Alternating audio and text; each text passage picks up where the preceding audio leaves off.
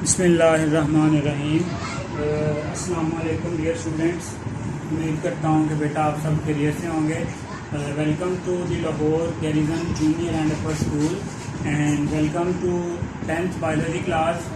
बेटा 10th biology में chapter number 13 support and movement बेटा वो हमने शुरू किया हुआ है। लास्ट लेक्चर में हमने जॉइंट्स की जो डिफरेंट टाइप्स थी वो डिस्कस की थी। आज के लेक्चर में बेटा हम जो है मसल्स एंड जो मूवमेंट वाला टॉपिक है वो हम डिस्कस करेंगे। पेज नंबर है आपके पास बेटा जी 63, chapter number 13, page number 63 and topic muscles and movement. बेटा अब ये बात पहले समझें कि जो मूवमेंट है आपकी बॉडी में उसके लिए मसल्स, बोन्स और जॉइंट्स ये तीनों चीजें जो क्या हैं बहुत इंपॉर्टेंट हैं। ठीक है। अब मूवमेंट कब होती है बॉडी में? When bones move at joint. ठीक है। जॉइंट्स पे जब बोन्स मूव करती हैं तो मूवमेंट क्या होती है? कॉज होती है। अब क्वेश्चन ये है कि ये जो बोन्स की मूवमेंट होती है फिर ये किस तरह से होती है? बोन्स ने मूव किया जॉइंट्स पे, मूवमेंट कॉज हुई। क्वेश्चन ये है कि ये जो बोन्स हैं ये किस तरह से मूव करती हैं। ठीक है। तो the movement in bones are brought about by the contraction of the skeletal muscles. ठीक है। जो स्केलेटल मसल्स हैं उनकी कंट्रैक्शन से जो है वो बोन्स की जो मूवमेंट है वो कॉज होती है। तो पहली बात यहाँ पे क्या आ गई कि when bone moves eight joints they produce movement. When bones move at joint movement is produced. ठीक है कि जब जॉइंट्स पे बोन्स मूव करेंगी तो मूवमेंट कॉज होगी। अब ये जो मूवमेंट है, this movement in bones are brought about by the contraction of skeletal muscles. ठीक है। ये जो मूवमेंट है बेटा आपके पास ये क्यों होती है? Due to the contraction of skeletal muscles. Skeletal muscles बेटा जो हैं उनकी कंट्रैक्शन की वजह से ये जो मूवमेंट है ये कॉज होती है। ठीक है। अब ये जो स्केलेटल मसल्स हैं ये टेंडन्स के थ्रू जो है वो बोन्स के साथ अटैच होते हैं। लास्ट लेक्चर में हमने पढ़ा था कि tendons are the tough bands which attach bone to the muscles. ठीक है। अभी जो स्केलेटल मसल्स हैं which are attach to bone by tendons. ठीक हो गया। चलें यहां तक बात क्लियर है कि जो मूवमेंट है वो कब शुरू होती है? जब जॉइंट्स पे जो आपकी बोन्स हैं वो मूव करेंगी। अब वो जो जॉइंट्स पे बोन्स हैं वो क्यों मूव करती हैं? Due to the contraction of skeletal muscles. Bone के साथ जो हैं वो स्केलेटल मसल्स अटैच हैं। जब वो स्केलेटल मसल्स कॉन्ट्रैक्ट करते हैं तो उस वजह से जो बोन है उसमें मूवमेंट कॉज होती है। क्लियर हो गया। चलें जी। अब क्या है the role of skeletal muscles, किस तरह से होता है पहले देखते हैं कि अब ये जो स्केलेटल मसल हमने देख लिया है कि अब देखते हैं किस तरह से अपना रोल प्ले करता है। Role of skeletal muscles. अब बेटा पहली डेफिनेशन आ रही है यहाँ पे। अच्छा पहले ये समझें कि जो स्केलेटल मसल्स है ये एक साइड से जो मूवेबल बोन के साथ अटैच होता है और दूसरी साइड से इमूवेबल बोन के साथ अटैच होता है। दोबारा से सुने, ये जो स्केलेटल मसल्स हैं ये दो साइड होती है ना, एक साइड से ऐसी बोन के साथ ये अटैच होते हैं जो मूव कर सकती है और दूसरी साइड पे ये ऐसी बोन के साथ अटैच होते हैं जो मूव नहीं कर सकती। तो इसी की बेस पे बेटा हमारे पास दो डेफिनेशन आती हैं। One end of muscle is always attach with the immovable joint, this is called as origin. ठीक है। ओरिजिन की क्या डेफिनेशन आएगी? One end of skeletal muscle is always attach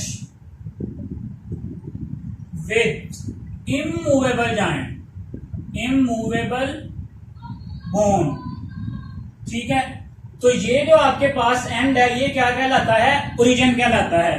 one end of the skeletal muscle is always attached with the immovable bone, this end is called as origin. ठीक है, अब जो दूसरा है वो क्या कहलाता है, इंसर्शन। ये ओरिजिन और जो दूसरा आपके पास एंड है वो क्या कहलाएगा, इंसर्शन। इंसर्शन क्या है, the other and of the skeletal muscle is always attached, the end of skeletal muscle which is attached to movable bone is called as insertion। ठीक है, तो दो एंड्स हैं, एक ऐसा एंड जो मूवेबल बोन के साथ अटैच है वो कहलाएगा इंसर्शन, जो इमूवेबल बोन के साथ अटैच है वो क्या कहलाएगा, origin. Paper point of view से बहुत इंपॉर्टेंट शॉर्ट क्वेश्चन है, differentiate between origin and the insertion. Clear हो गया। चलें अब चलते हैं नेक्स्ट, थोड़ा सा फर्दर देखते हैं कि जो मसल्स हैं ये किस तरह से काम करते हैं। ठीक है, when a muscle is stimulated by nerve impulse it contracts and become shorter and thicker. ठीक है, अब जब भी जो आपके मसल ने जो कॉन्ट्रैक्ट करना है या रिलैक्स करना है तो वो कब करेगा, जब वो स्टिमुलेट होगा। When a muscle is stimulated by nerve impulse, when a muscle is stimulated by nerve impulse, मतलब जब कोई नर्व इंपल्स उसको आगे स्टिमुलेट करेगी तो क्या होगा, it contract and become shorter and thicker. It contract and become shorter and thicker। Clear हो गया। चलें, due to this contraction it pulls the movable bone. जब ये कॉन्ट्रैक्शन होगी, ड्यू टू दिस कॉन्ट्रैक्शन जो मूवेबल बोन होगी वो क्या करेगी, it pulls the movable bone, it pulls the movable bone. ये जो मूवेबल बोन है इसको क्या करेगा, दोबारा चले समझें इसे कि ये लाइन क्या लिखी है।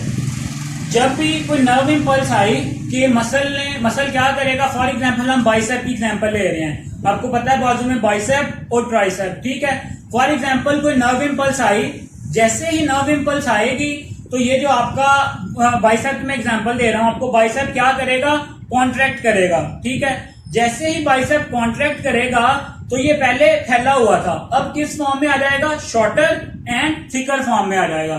ठीक है, इसी तरह से अगर हम इस तरह करें तो ये जो नीचे वाला ट्राइसेप है ये क्या हो जाएगा, कॉन्ट्रैक्ट। अगर इस तरह करें तो ट्राइसेप क्या हो जाएगा, रिलैक्स हो जाएगा। क्लियर।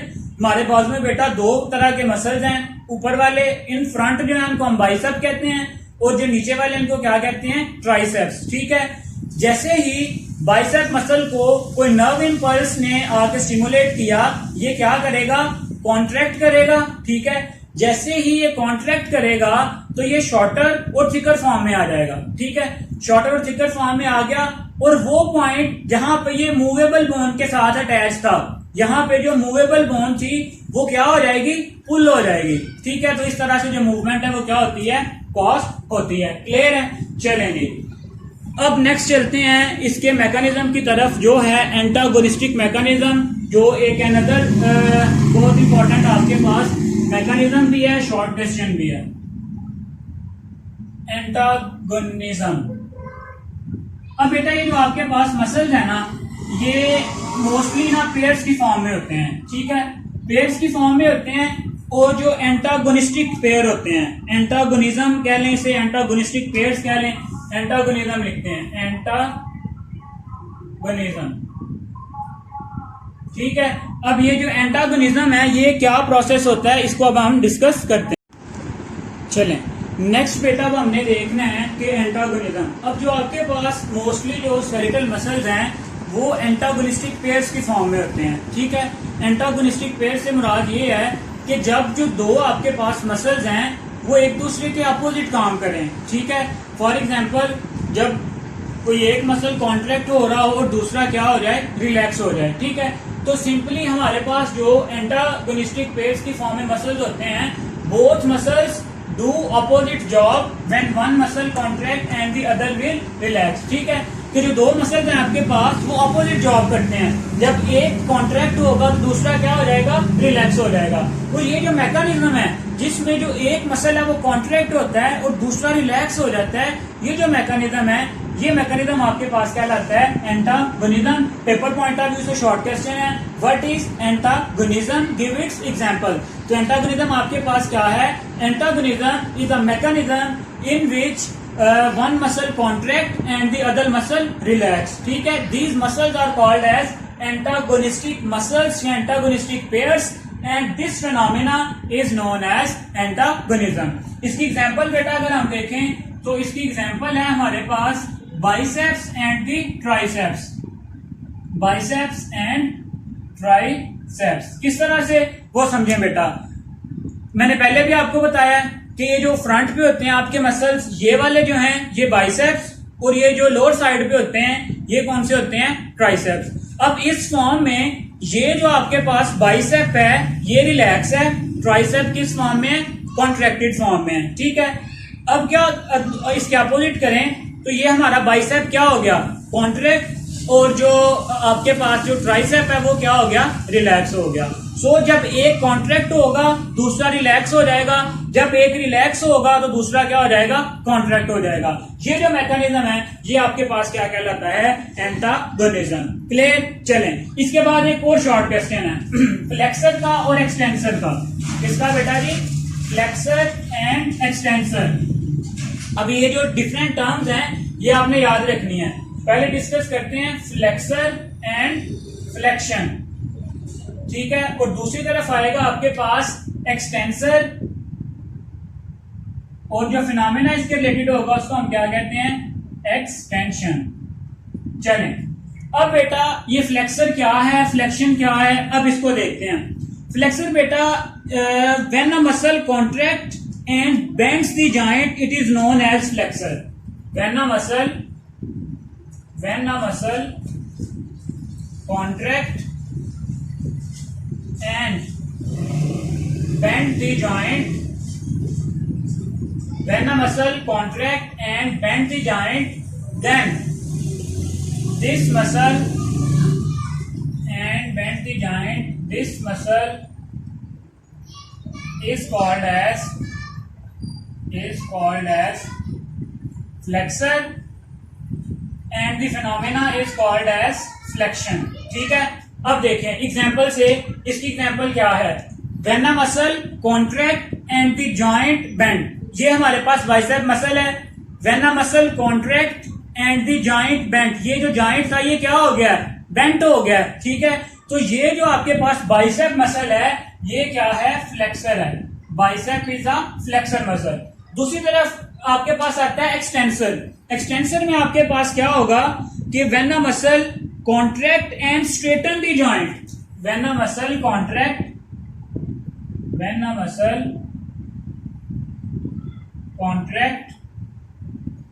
And straighten